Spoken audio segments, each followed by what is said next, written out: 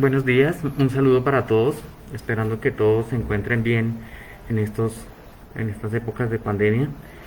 El día de hoy vamos a realizar la charla institucional del Hospital Universitario de la Samaritana. La parte le corresponde al servicio de endocrinología. Mi nombre es Andrés Lanchero, soy el endocrinólogo de la institución y pues vamos a hablar acerca de la insuficiencia suprarrenal. Los objetivos de la charla son pues identificar la insuficiencia suprarrenal porque pues tenemos que en este ambiente tanto de la parte intrahospitalaria como ambulatoria es un caso que es una patología que puede llegar a ser necesaria identificar para descartar dentro de otras causas como en algunos tipos de enfermedades específicas.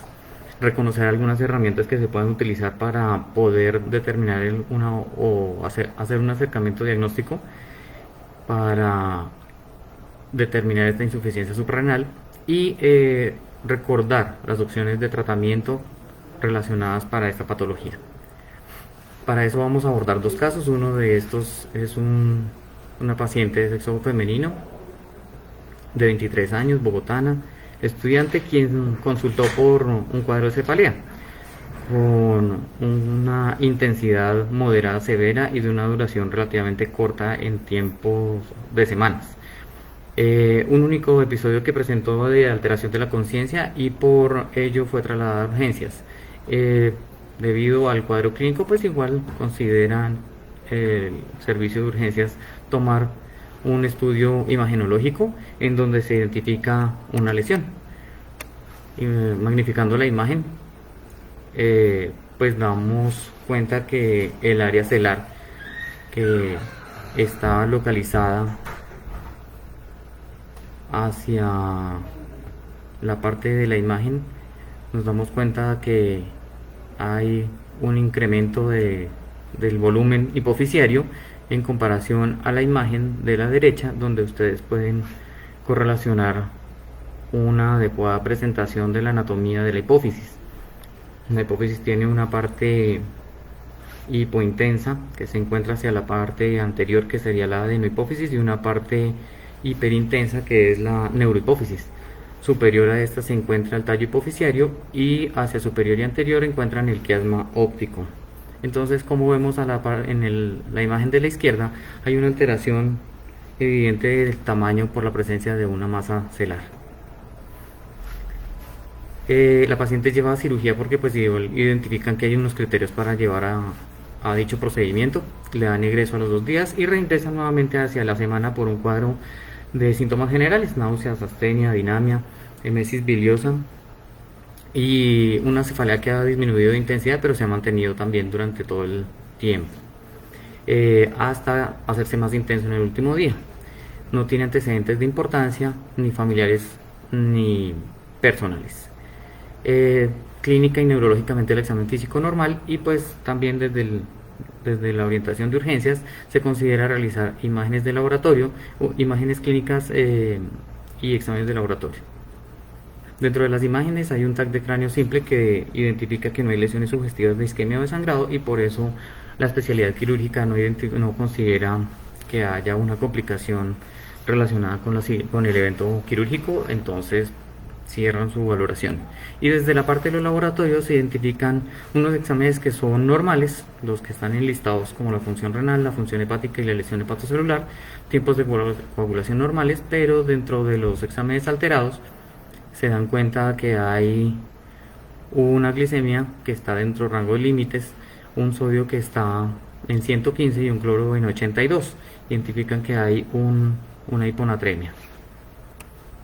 Esto es para el caso número 1, y para el caso número 2 es también un cuadro de cefalea en un paciente de sexo masculino, agricultor, quien consulta por tiempo largo de evolución, en donde se identifica un cuadro neurológico dado por alteración de la coordinación, por disartria, por alteración de la marcha y aumento del polígono de sustentación. Hay debilidad, astenia y somnolencia. Al reinterrogatorio se dan cuenta que ha cambiado el aspecto de la piel, tornándose hiperpigmentada de manera global. No, la única antecedente así de llamativo es la hospitalización por especialidad neurológica por el cuadro de inicio, que fue el cuadro en el cual sospecharon que tenía alguna alteración neurológica.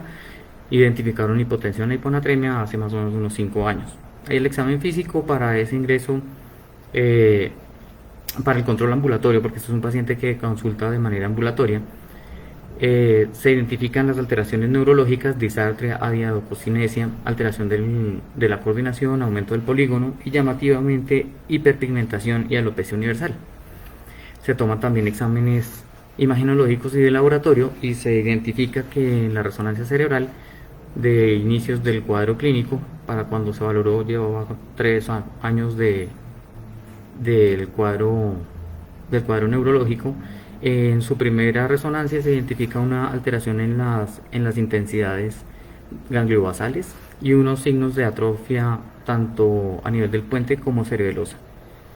Entonces se sospecha por la especialidad tratante, que es neurología, ataxia espinocerebelosa, y dentro de los hallazgos paraclínicos sospechan también una adrenoleucodistrofia, teniendo en cuenta que los exámenes, muchos de ellos son normales, pero identifican también una hiponatremia, una hipernatremia, y dentro de ese hallazgo de una hiponatremia crónica solicitan un cortisol que sale dentro de rangos anormalmente bajos.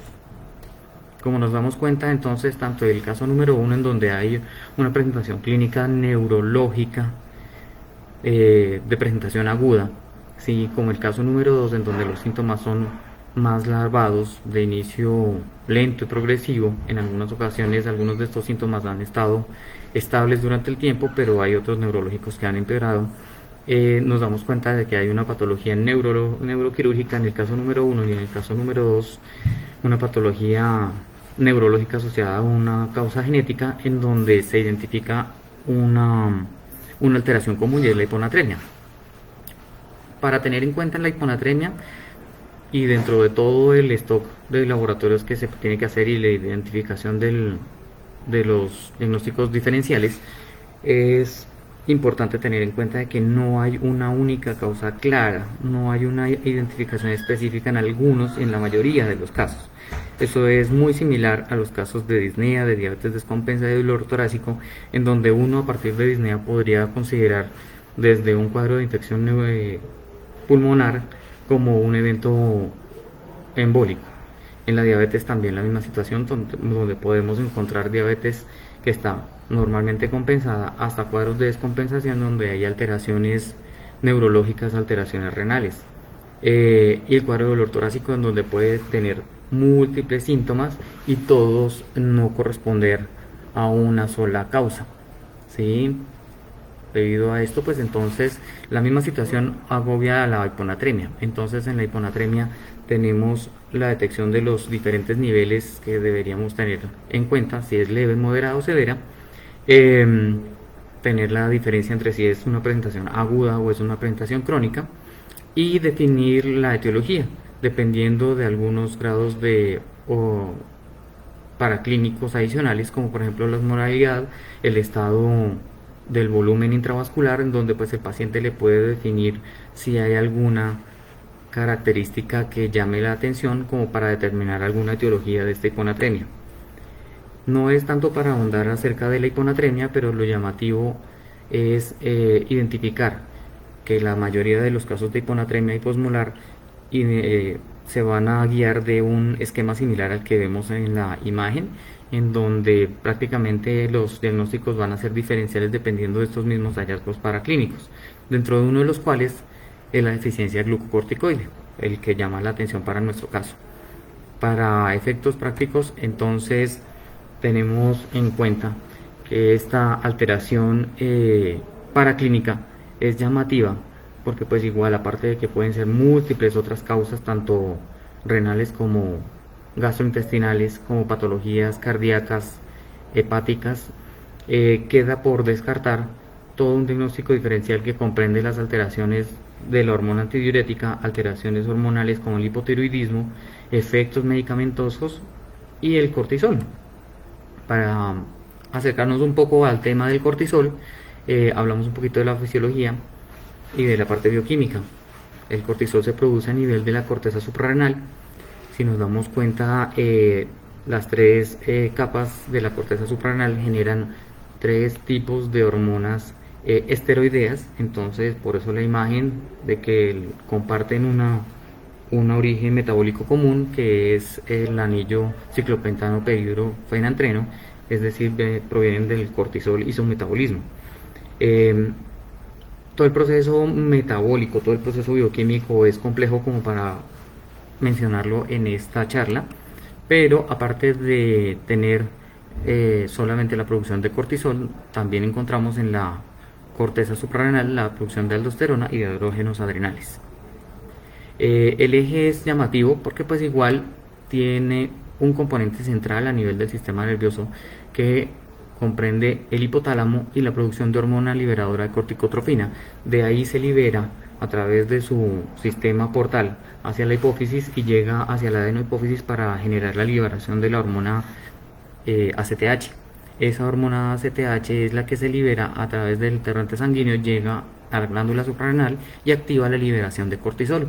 Todo el mecanismo de estimulación es el que se encuentra en las líneas continuas, y en las líneas discontinuas encontramos el mecanismo de retroalimentación negativa.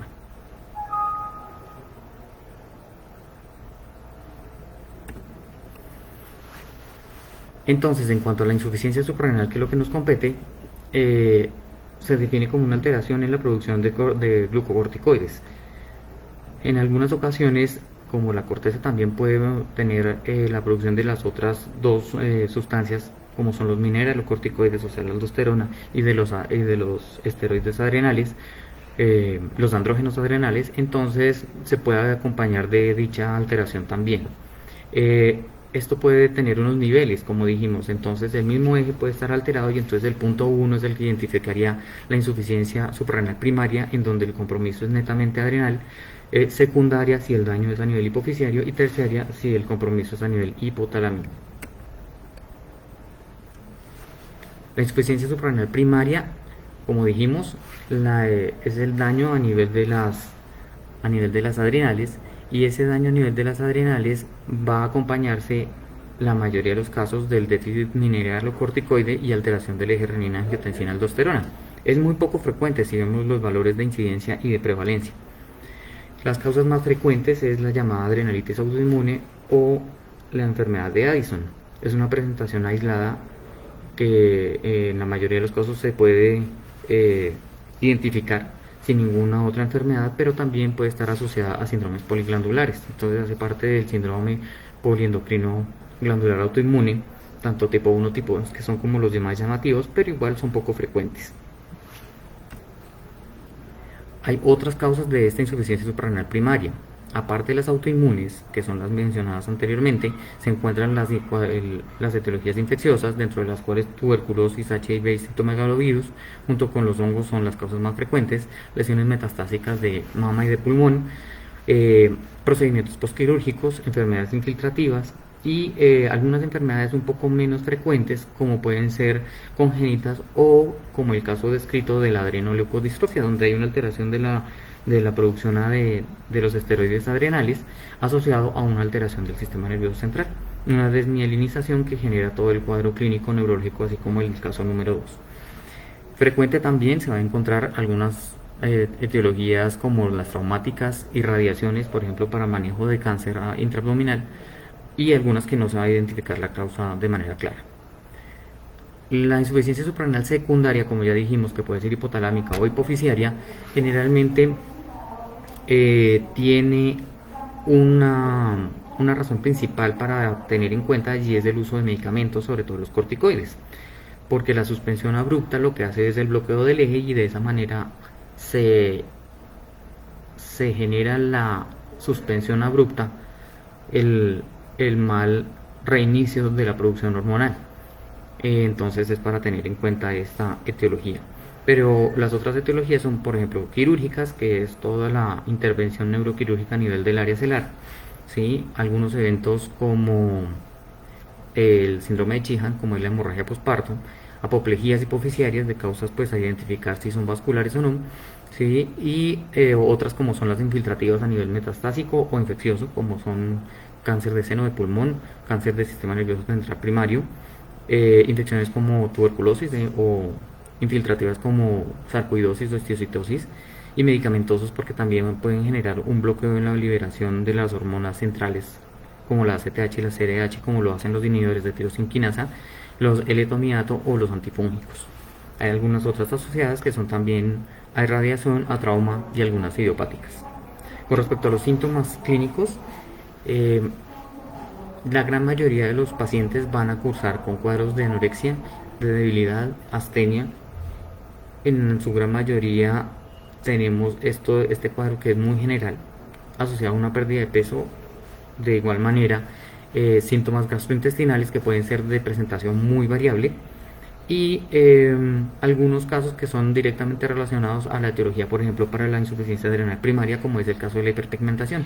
La gran mayoría de los pacientes van a tener la hiperpigmentación dependiendo de la presentación clínica. Si es lenta o abrupta, puede tener ya compromiso de el estado general con hipotensión, ¿sí? Y en algunas ocasiones sí se asocian con algunos otros cambios, como el vitiligo.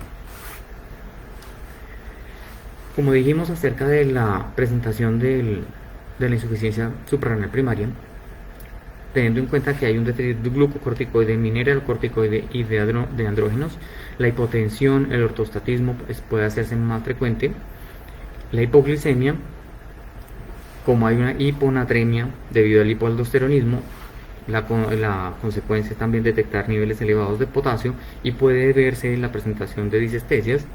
Y la hipoandrogenemia puede disminuir el vello púbico y axilar, sobre todo en las pacientes de sexo femenino.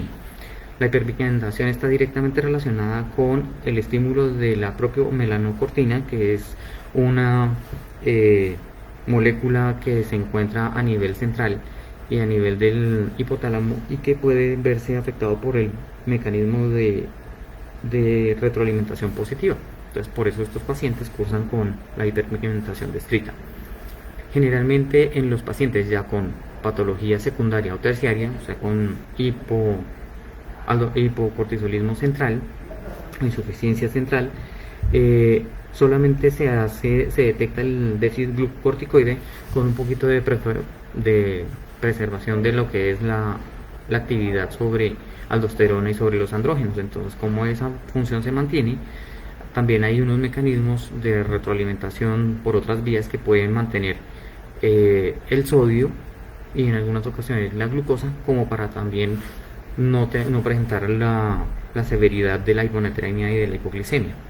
Otros síntomas sí pueden verse afectados debido a que los ejes hipotálamo hipoficiario van a verse afectados. Por ejemplo, las pacientes con alteración del ciclo menstrual por amenorrea debido a la alteración del mismo eje gonadal, disminución del líbido, o en algunas ocasiones también algunos síntomas generales que también podrían ser secundarios al hipotiroidismo central. Independiente del tipo, si es insuficiencia suprarrenal central o primaria, la presentación clínica puede ser relativa porque depende del tiempo de instauración y de la severidad del déficit hormonal. En algunas ocasiones el déficit puede ser leve y entonces no alcanzan a cursar con una hiponatremia profunda, sino con hiponatremia de intensidad leve. Entonces se encuentran con hiponatremias de 125 milimoles por litro, y no pueden llegar a cursar con hipoglicemias para el caso de la insuficiencia suprarrenal primaria. Puede ser la presentación lenta con síntomas generales, como lo vimos en el caso del paciente de la adrenoleucodistrofia, o episodios abruptos que pueden ser también tanto a nivel central como a nivel adrenal. En el caso de la presentación abrupta se llama crisis adrenal, y la situación de la crisis adrenal o de la crisis addisoniana es predominantemente relacionado con el defecto mineralocorticoide abrupto, en donde pues hay una alteración tanto hidroelectrolítica como una alteración del volumen intravascular. Entonces, como vemos, la alteración hidroelectrolítica hace los cambios que dijimos acerca de la hiponatremia, la hipercalemia, se puede presentar con hipercalcemia. El bajo volumen hace la tendencia a un a una hiperazoemia y una inadecuada respuesta presora o una reactividad baja al volumen propuesto, y por eso empiezan a generar cuadros de hipotensión ortostática o de manera abrupta llegan en choque hipovolémico, y también se presentan con el cuadro de hipoglicemia. Dentro de los estudios paraclínicos, el que predomina en su solicitud es el examen del cortisol sérico. Como vemos, tiene un ciclo circadiano siendo más alto en horas de la mañana y descendiendo en horas de la tarde, siendo muy bajas las concentraciones a nivel sanguíneo en horas de la medianoche. Generalmente se detectan valores por encima de 12-14 microgramos por decilitro, y uno podría sugerir que se excluye o se descarta la insuficiencia suprarrenal. Y con valores bajos, menores de 5 microgramos por decilitro, entonces sugeriría una enfermedad de Addison o una insuficiencia suprarrenal, sea primaria o secundaria. Hay unos casos especiales en donde no hay alteraciones no adrenales, que pueden estar alterando estos valores de cortisol, y pues es necesario volver a revisarlos o hacer seguimiento de los mismos para ver si necesitamos manejo, sobre todo aquellos pacientes de cuidado crítico, los pacientes embarazadas y aquellos pacientes que tienen algún trastorno a nivel proteico con desnutrición, en donde hay un bajo nivel de proteínas transportadoras. Más adelante vamos a hablar un poco acerca del cuidado crítico y este tipo de pacientes. Con respecto a los estudios paraclínicos, encontramos también el valor de ACTH, y esta ACTH tiene unos valores de referencia que varían dependiendo del laboratorio y dependiendo también del mecanismo de procesamiento. Entonces, lo importante es tener en cuenta que una elevación de la ACTH nos puede hacer pensar en una enfermedad de Addison o una insuficiencia suprarrenal primaria, pero a su vez una ACTH puede estar relacionada con una enfermedad de Cushing o un síndrome de secreción de ACTH ectópica, esto secundario a tumores, y la disminución respectiva puede estar relacionada con el síndrome de Cushing. Cuando es síndrome, hay que saber que es diferente una enfermedad de Cushing que de un síndrome de Cushing. Y lo otro, una hipertensión adrenocortical primaria o el hipocortisolismo, que en este caso sería secundario o terciario. Generalmente secundario, el terciario también, pero detectar niveles de CRH sería muy difícil. El gol estándar dentro de la insuficiencia suprarrenal es la prueba de estimulación con cocitropin para la insuficiencia suprarrenal primaria.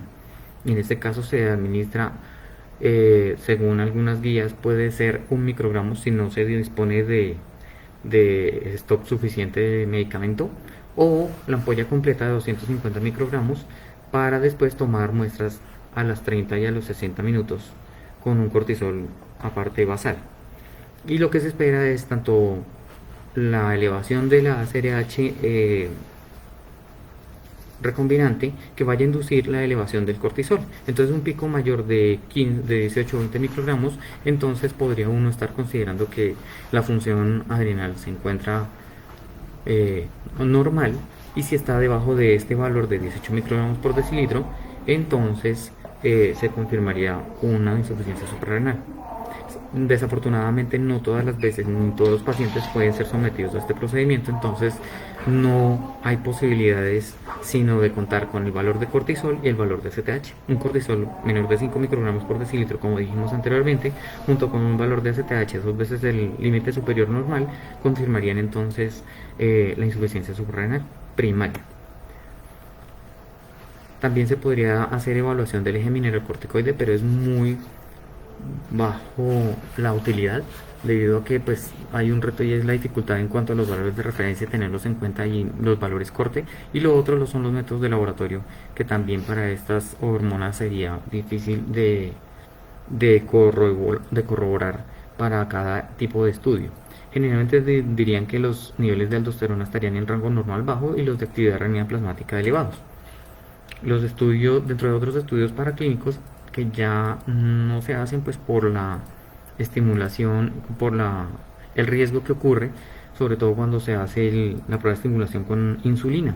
La administración de insulina cristalina en dosis única para después tomar valores cada 15 minutos durante 2 horas y corroborar que hay una hipoglicemia inducida y que a su vez pues vamos a ver si hay respuesta con una elevación de los valores de cortisol séricos, pues sería como efectivo para determinar si hay funcionalidad del eje y si hay una adecuada respuesta del cortisol a dicha hipoglicemia, pero pues igual el efecto de la hipoglicemia pues es una situación poco deseable para un paciente, y pues contamos con el estudio mencionado anteriormente que nos evitaría esta situación. Por esto la prueba solamente se describe, pero no se está realizando. Otros estudios que ya son menos frecuentes porque ya serían para identificar patologías específicas serían el uso, la solicitud de anticuerpos adrenocorticales, sobre todo para aclarar la etiología genética, sobre todo para fines de información a la familia y a la descendencia, y otros estudios como pueden ser la tomografía suprarrenales y biopsias, pero generalmente las imágenes determinarían la indicación de esta última, de la biopsia. Este es como un abordaje de cómo hacer el proceso, muy variable por cierto, porque todas las guías dependen de cómo se está tomando el estudio, pero es más con fines de identificar etiología de la insuficiencia suprarrenal. Si realmente estamos hablando de una enfermedad de Addison debido a anticuerpos, o si hay algunas otras causas que podrían estar asociadas. El tratamiento generalmente es el uso de glucocorticoides para la insuficiencia suprarrenal y generalmente se da en dosis de 15 a 30 miligramos al día, ¿sí? Que es más o menos lo concordante a la producción endógena. Se puede intentar un inicio con menos dosis si el paciente pues no está sintomático de manera severa. Se puede distribuir las dosis, pues generalmente 3 o 4 dosis al día.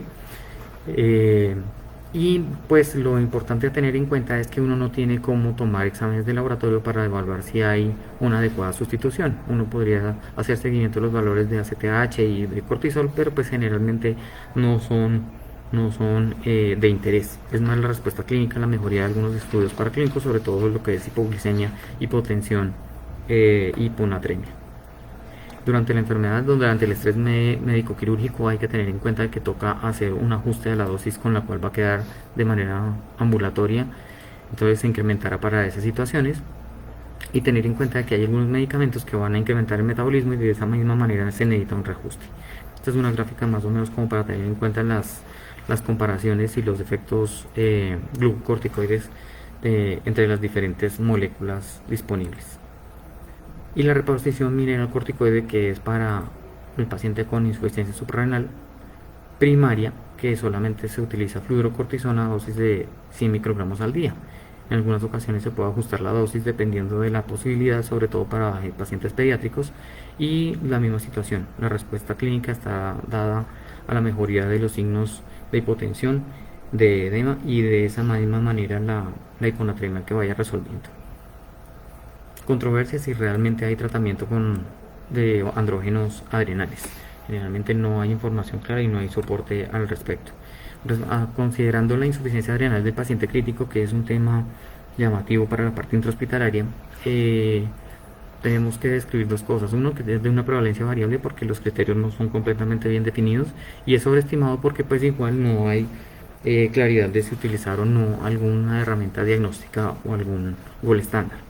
Lo más frecuente para determinar un paciente con insuficiencia adrenal es que si se encuentra en la unidad de cuidado intensivo y hace fenómenos de hipotensión, y yo administro dosis de glucocorticoides y se normalizan, pues pensaría uno que es una insuficiencia suprarrenal que ha presentado este paciente y que en ese caso hay un déficit de cortisol. Pero hay otra posibilidad, y es entonces son estos pacientes que debido al choque, llámese la etiología cual fuera, sobre todo si son pacientes con sepsis en donde hay esa hiporreactividad vascular, pues generalmente tenemos una etiología que es debido al fenómeno inflamatorio.